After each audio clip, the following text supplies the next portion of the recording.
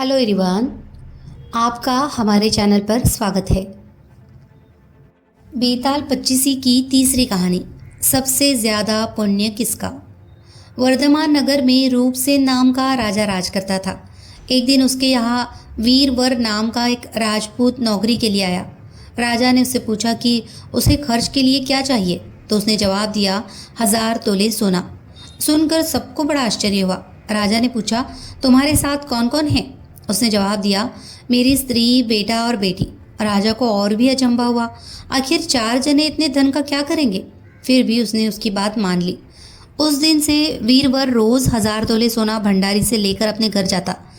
उसमें से आधा ब्राह्मणों में बांट देता, बाकी के 2 हिस्से करके एक मेहमानों, वैरागियों और सन्यासियों को दे देता और दूसरे से भोजन बनवाकर पहले गरीबों को खिलाता।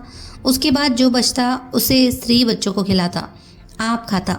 काम ये था कि शाम होते ही ढाल तलवार लेकर राज के पलंग की चौकीदारी करता। राजा को जब भी कभी रात को ज़रूरत होती वह हाजिर रहता। एक आधी रात के समय राजा को मरघट की ओर से किसी के रोने की आवाज़ आई। उसने वीरवर को पुकारा तो वह आ गया। राजा ने कहा, जाओ पता लगा कर आओ कि इतनी रात गए ये कौन रो रहा है और क्यों रो रहा है। वीरवर तत्काल वहाँ से चल दिया। मरघट में जाकर देखता क्या है कि सिर से पांव तक एक स्त्री गहनों से लदी कभी नाचती है, कभी कूदती है और सिर पीट पीट कर रोती है, लेकिन उसकी आंखों से एक बूंद आंसू की नहीं निकलती। वीरवर ने पूछा, तुम कौन हो, क्यों रोती हो? उसने कहा, मैं राजलक्ष्मी हूँ। रोती इसलिए हूँ कि राजा विक्रम के घर में खोटे काम होते हैं, इसलिए वहाँ दरिद्रता का डेरा पड़ने वाला है। मैं वहाँ से चली जाऊँगी और राजा दुखी होकर 1 महीने में मर जाएगा। सुनकर वीरवर ने पूछा, इससे बचने का कोई उपाय है? स्त्री बोली, हाँ है। यहाँ से पूरब में 1 योजन पर एक देवी का मंदिर है। अगर तुम उस देवी पर अपने बेटे का शीश चढ़ा दो तो विपदा टल सकती है।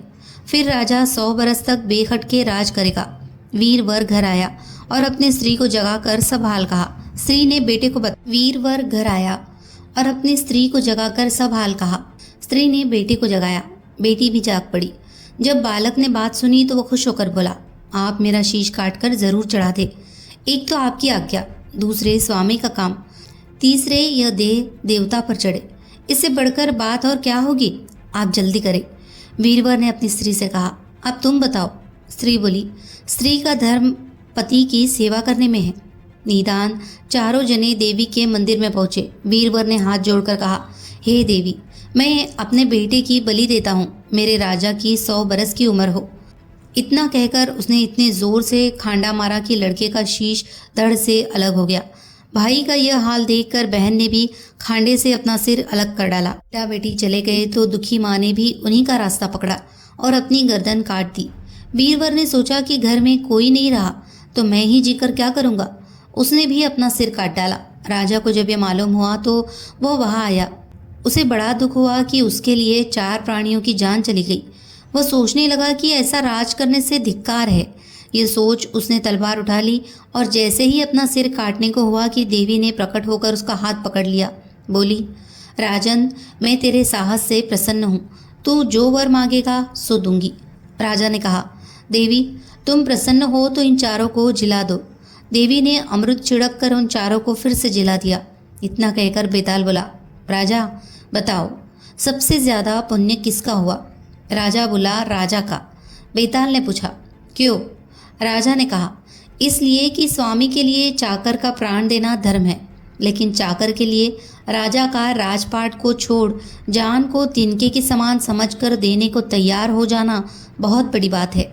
ये सुन बेताल गायब हो गया और पेड़ पर जा लटका।